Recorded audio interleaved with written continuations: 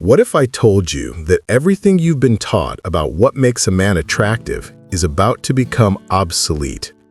The six-figure salary, the chiseled jawline, the unbreakable confidence, it's all wallpaper. I spent years trying to build this perfect facade. I thought if I just checked all the boxes, I'd be the guy every woman wanted. But every connection felt hollow, like they were dating a resume, not a real person. The truth is, the game has changed. For 2025 and beyond, the real currency of attraction isn't perfection, it's psychological strength and emotional intelligence. We've moved past just spotting red flags. Now it's about actively seeking out the green flags, the powerful, often subtle signals that a man is a genuine partner. These are the non-negotiables. And in the next few minutes, I'm going to reveal the 7 green flags that matter most and give you the blueprint to start building them in your own life, starting today. Forget being perfect. Let's talk about being real.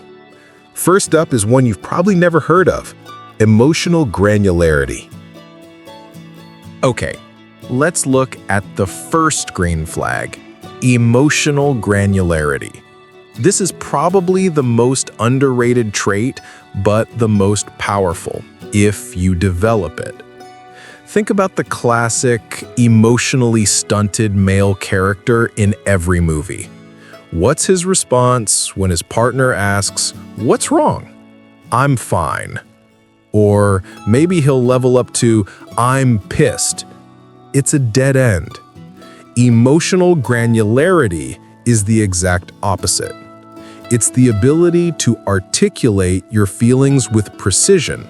It's the difference between saying, "I'm in a bad mood," and saying, "I'm feeling discouraged because that project I worked on all week got shot down, and a little resentful because I feel like my effort wasn't seen." See the difference?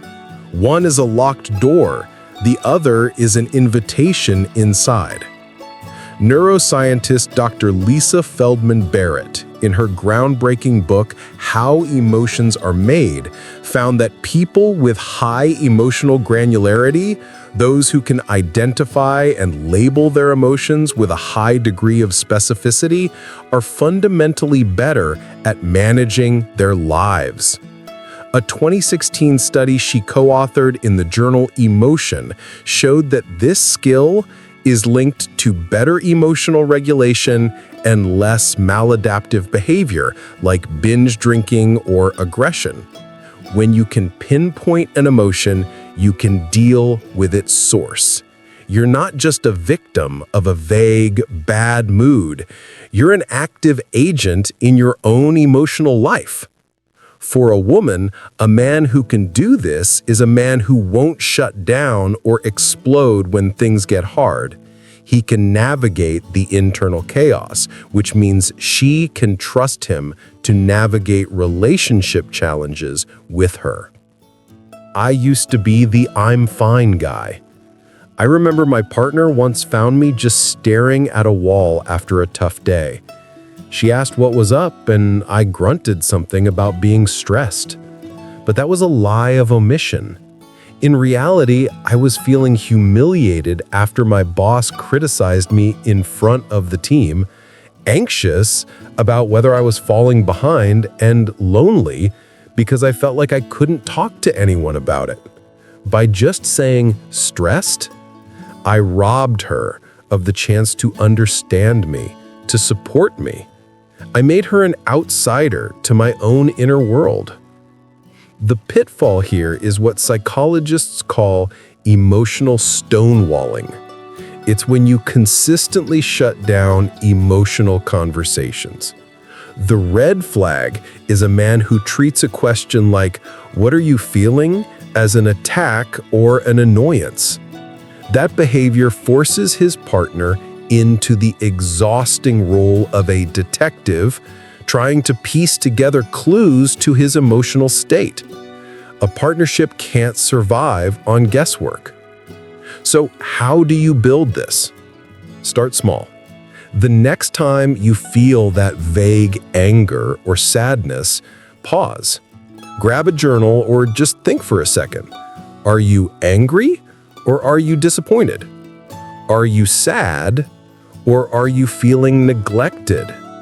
Giving the emotion a specific name is the first step to mastering it. It's the foundation of trust. Now, being able to name your feelings is a game changer. But the next step is what you do with them, especially in a disagreement. And this brings us to green flag number 2, a skill that the world's leading relationship researcher says can predict divorce with over 90% accuracy. That brings us to green flag number 2, proactive conflict resolution. And that skill I mentioned, it's what legendary relationship psychologist Dr. John Gottman of the Gottman Institute calls the soft startup.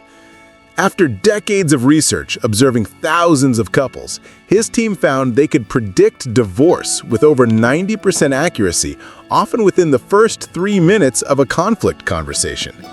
The single biggest predictor was whether the conversation began with a harsh startup or a soft startup. A harsh startup is an attack. It's loaded with blame, criticism, or contempt. It sounds like, "You never help around the house, you're so lazy," or "Why are you always late? You obviously don't respect my time." It immediately puts the other person on the defensive, and the conversation is doomed before it even begins. It's a battle, not a collaboration.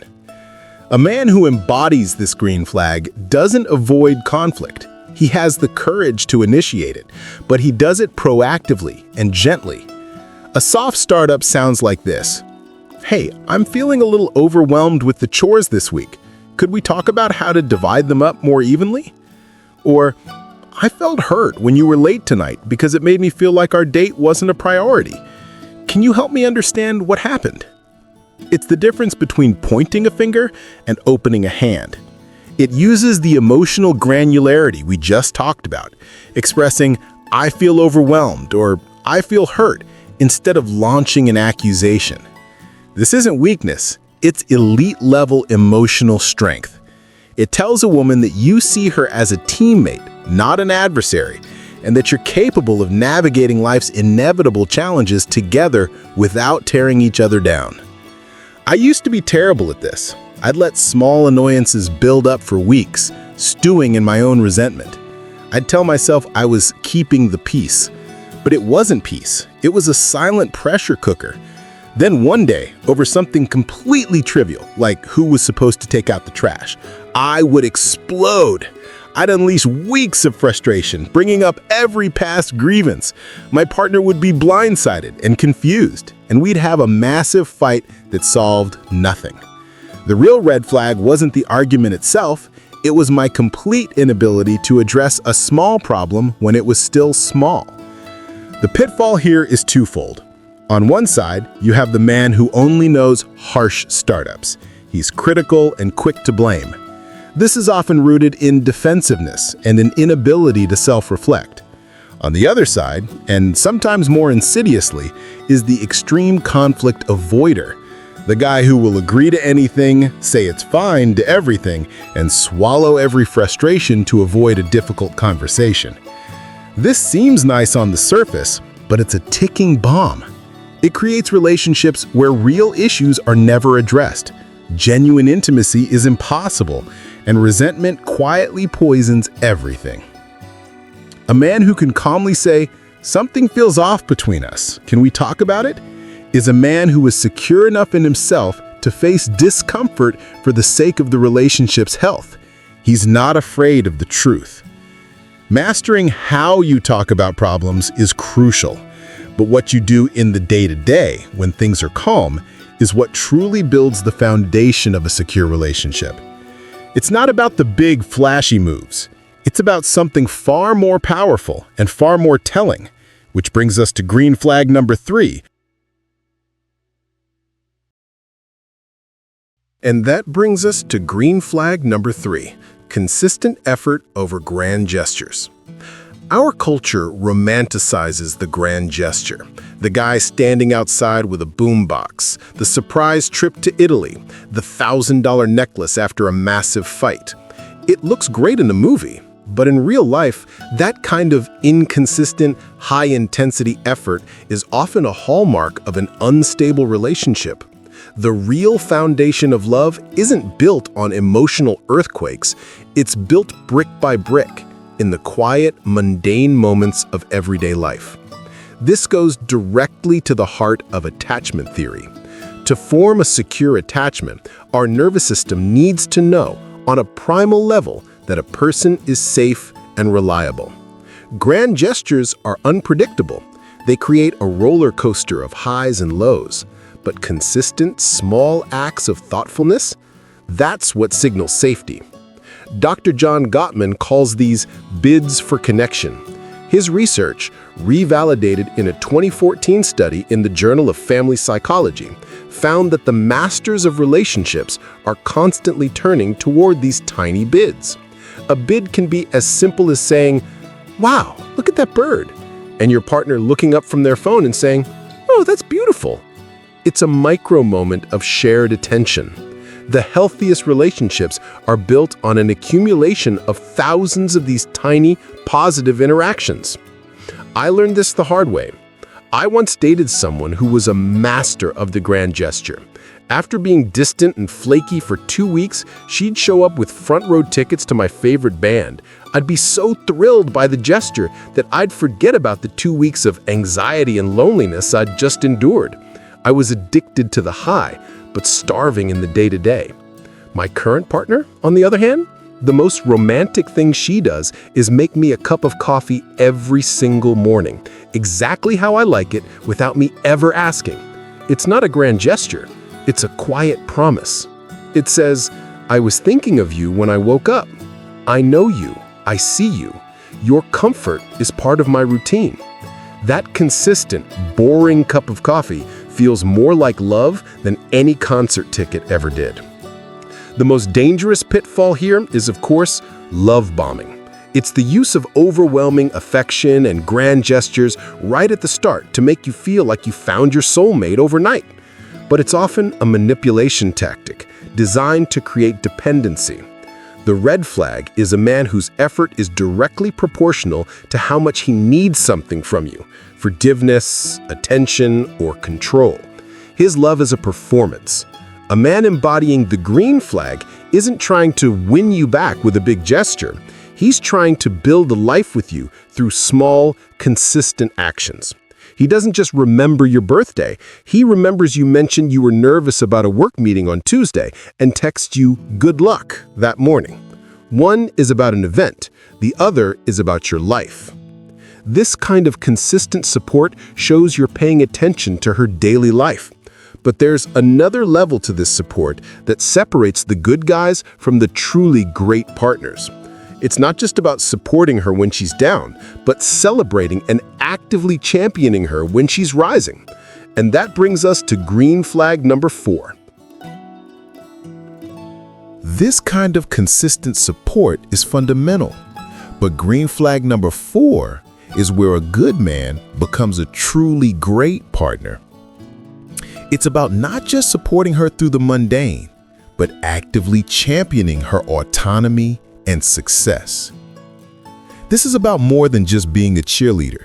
It's about seeing her success not as a threat to your ego, but as a victory for the partnership. There's a powerful concept in relationship psychology called the Michelangelo phenomenon, first detailed by a team of researchers including Dr. Carol Rusbolt. The idea is that the best partners act like sculptors for each other, helping to chip away the excess stone to reveal the ideal self hidden within. A 2009 paper in the Journal of Personality and Social Psychology by Eli Finkel and his colleagues expanded on this, showing that when partners actively help each other achieve their goals and aspirations, both individuals report higher well-being and the relationship thrives. A man embodying this green flag isn't intimidated by your light. He hands you a bigger spotlight, because he knows your glow reflects on him too. I once dated a guy who, on the surface, seemed supportive. When I decided to go freelance, he said, "That's great, babe." But his actions told a different story. When I had to work late to meet a deadline, he'd sigh and complain about eating dinner alone. When I landed a huge client, he'd offer a lukewarm, "That's cool," before immediately pivoting to a minor problem he was having at work. He was a master of the subtle sabotage. It wasn't overt criticism. It was an undercurrent of resentment, a constant emotional tax on my ambition. He saw my success through a scarcity mindset, as if there was only so much success to go around and my portion was taking away from his.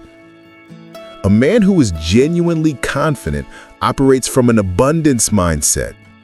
He knows her success doesn't diminish his. He's the one who proudly tells his friends about her promotion. He's the one who takes on more of the household load when she's studying for an exam, not with resentment, but with the sense of purpose, saying, "Go crush it, we're a team." He sees her win as our win. That's the ultimate sign of a profoundly secure man who knows his worth isn't fragile. The red flag to watch for here is the benevolent sexist, or the subtle competitor. He's the guy who uses concern as a weapon. He'll say things like, "Are you sure you want that leadership role? It sounds so stressful. I just worry about you." It sounds like he's caring, but what he's really saying is, "Don't get too big, don't leave me behind." He wants you to succeed, but only up to the point where it doesn't challenge his own position in the relationship or the world. He's a gatekeeper to your potential, not a champion of it. A man who champions your growth sees your potential and isn't afraid of it.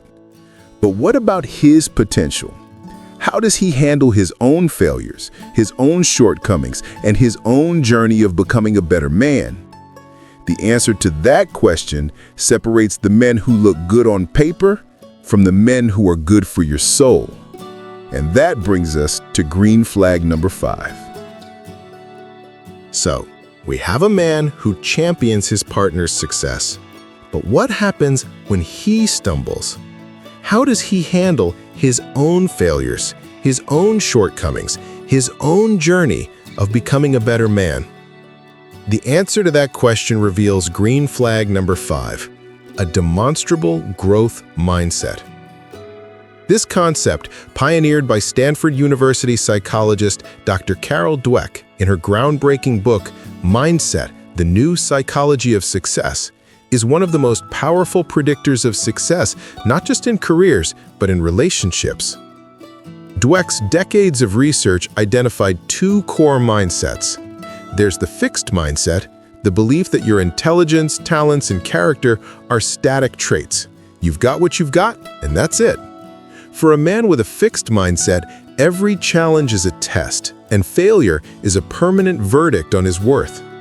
He's the guy who, if he isn't immediately good at something, gives up. Why? Because in his world, effort is a sign of weakness.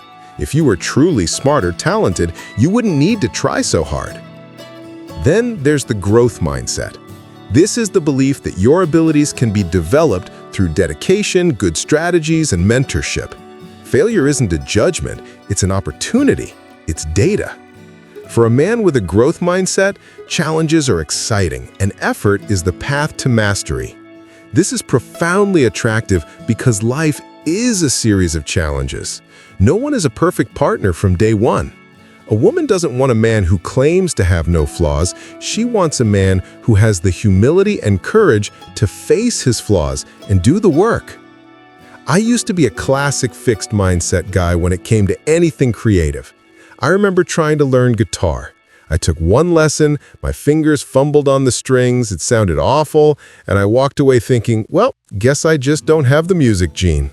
I made my lack of initial skill a permanent indictment of my potential. Years later, I decided to take on a major project at work that involved a skill I had zero experience in: public speaking. My first presentation was a disaster, My voice shook, I lost my place, I felt like a complete fraud. But something had shifted. Instead of quitting, I saw it as a problem to be solved.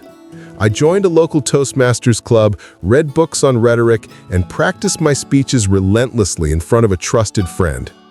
My partner saw me struggle. She saw me get frustrated, crumpling up notes. But then she saw me stand back up and start over for the 10th time.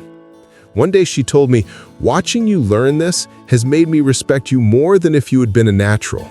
Because she wasn't just seeing me build a presentation, she was seeing me build myself. The red flag here is the man who is allergic to being a beginner. He's the guy who can't handle constructive criticism.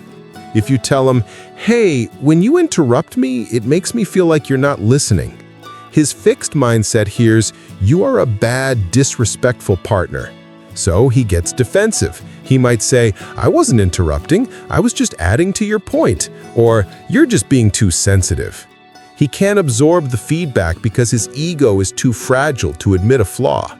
A relationship with this man is a dead end because he will never evolve. You will be having the exact same argument 5 years from now. A man with a growth mindset, however, hears that same feedback and thinks, "Okay, this is a blind spot for me. It's a communication skill I can improve." He's able to say, "You're right, I'm sorry. I'll make a conscious effort to listen more fully."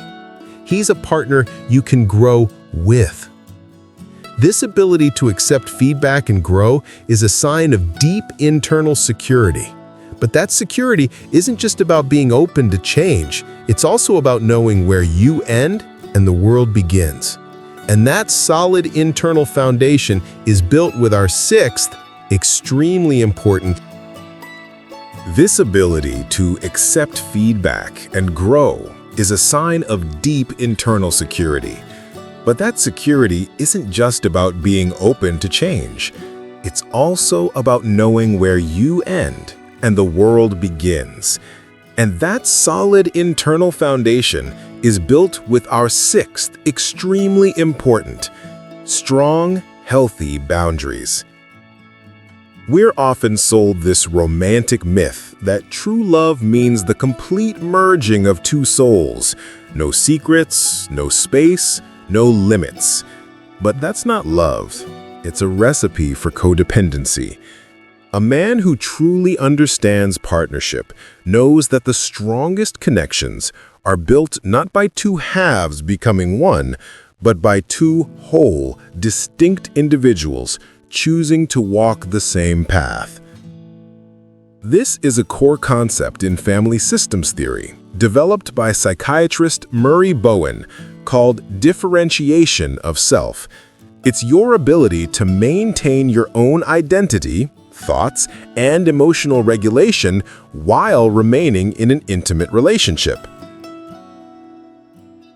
A 2018 study in the Journal of Marital and Family Therapy by Manuel and colleagues confirmed what Bowen theorized. Higher levels of self-differentiation are directly linked to lower relationship anxiety and higher satisfaction for both partners. In simple terms, a man who knows where he ends and she begins is a safer, more stable partner. He doesn't need her to validate his existence or manage his emotions. For years, I thought being a good boyfriend meant being endlessly agreeable. My mantra was happy wife, happy life, which I interpreted as abandoning my own needs to meet hers. I'd cancel plans with friends at a moment's notice if she was feeling lonely. I'd agree to social events that I knew would drain me because I didn't want to disappoint her. I thought I was being selfless, but I was actually being dishonest. I was suppressing my own needs, and that suppression was building a quiet, corrosive resentment. I wasn't a partner. I was a performer, and the relationship couldn't breathe. The red flag isn't just the obvious one. The man who constantly violates your boundaries, who reads your texts, questions your time with friends, or pushes for intimacy when you've said no. A more subtle and equally dangerous red flag is the man with no boundaries of his own. He's a chameleon. He agrees with everything you say. His hobbies become your hobbies. He drops his friends the second you become official. It can feel incredibly flattering at first, like you've met your perfect match. But you haven't. You've met an echo. You can't build a life with someone who has no internal architecture of his own. A man with healthy boundaries can say, "I love you, and I can't wait to see you tomorrow, but tonight I really need some time alone to recharge." He doesn't feel guilty for it, and he doesn't make you feel guilty for it. And crucially, he respects and admires when you do the same. His love isn't a cage. He knows that time apart allows for a more meaningful time together. A man with healthy boundaries is a man who can stand on his own 2 feet. He knows who he is, what he needs, and what he has to give. This kind of self-knowledge doesn't come from a vacuum. It's forged by having a life that is rich and meaningful in its own right. Which brings us to the final and perhaps most defining green flag of a truly great partner. A man who can stand on his own 2 feet. And that's because he has solid ground to stand on, a life he has built and actively cultivates for himself. This brings us to our final and perhaps most defining green flag of a truly great partner. He has a life he cultivates. This is the antidote to the suffocating idea that a partner should be your everything. A partner who makes you their entire world is handing you a burden, not a gift. They're asking you to be their source of happiness, their social life, their therapist, and their purpose. No single person can bear that weight. A man who embodies this green flag has his own sources of energy, passion, and connection outside of the romantic relationship. He has deep friendships he nurtures, hobbies that light him up, and a sense of purpose that drives him. He isn't looking for a relationship to rescue him from an empty life. He's looking for a partner to share his already rich life with. World-renowned psychotherapist and author Esther Perel speaks powerfully about this. She argues that desire in a long-term relationship requires separateness. As she puts it, fire needs air. When 2 people are completely enmeshed, there's no space, no mystery, no other to desire. The attraction flickers out. A 2019 paper in the Journal of Social and Personal Relationships found that individuals who pursue their own personal goals and passions report higher personal well-being, which in turn contributes to greater relationship satisfaction. In short, having your own life doesn't take away from the relationship, it fuels it. I once dated someone who, at first, seemed incredibly devoted. The moment we started dating, he dropped everything. His weekly pickup basketball game? Gone. His nights out with his buddies? Canceled. His entire world shrank to the size of our shared apartment. For a week it felt intoxicating, like I was the center of his universe. But soon it became claustrophobic. If I wanted a night with my friends, he was lost and resentful. If I was busy with work, he had nothing to do. I wasn't his partner, I was his entire life support system, and I was exhausted. The man I'm with now has a life that I admire. He has a tight-knit group of friends he's had for a decade. He spends hours in his workshop on woodworking projects that have nothing to do with me. When he comes back from those things, he is energized, full, and has new stories and ideas to share. He brings a whole world with him, and I get to be a part of it, just as he gets to be a part of mine. The biggest red flag here is the man whose identity is a black hole waiting to be filled by yours. He's the guy who can't name 3 things he's passionate about that don't involve you. His sense of self is so fragile that he latches on to yours, adopting your hobbies, your friends, your opinions. This isn't love. It's a lack of a core identity. A relationship with him will eventually feel like you're dating a mirror, and you will tire of seeing only your own reflection. Ultimately, this green flag is the beautiful culmination of all the others. A man with emotional granularity can connect with his friends on a deeper level. A man with a growth mindset is always learning new hobbies. A man with strong boundaries has the confidence to maintain his own life while building one with you. He is not looking for a woman to complete him. He is a whole person looking for another whole person to build something even greater with. So let's just take a step back and look at the blueprint we've built today. This isn't a checklist to become some mythical perfect man. It's a roadmap to becoming a man who is a genuine partner, a man of depth, security, and integrity. It starts inside with emotional granularity, the courage to know and name your inner world. Then, it's about using that knowledge to engage in proactive conflict resolution, turning toward problems as a team. It's about building profound trust through consistent effort, proving your reliability in the quiet, daily moments, not just the loud, flashy ones. It's about championing her success, knowing that her light doesn't dim yours, it makes the whole world brighter. It's about embodying a growth mindset, seeing every flaw not as a failure, but as an invitation to evolve. It's about the self-respect of strong, healthy boundaries that allow two whole people to thrive together. And finally, it's all held together by having a life you cultivate, bringing your own purpose and passion to the table. Look, I know that list can feel overwhelming. The goal isn't to master all 7 by tomorrow. The goal is to start. So here is your challenge for this week. Pick one. Just one of these green flags that resonated with you the most. Maybe the one that made you feel a little uncomfortable. And commit to taking one small action. If it's emotional granularity, your mission is to pause just once this week and instead of saying, "I'm stressed," try to identify the specific feeling underneath it. I'm feeling overwhelmed or I'm feeling unappreciated. If it's consistent effort, do one small, thoughtful thing for your partner or even a friend with zero expectation of anything in return. Small hinges swing big doors.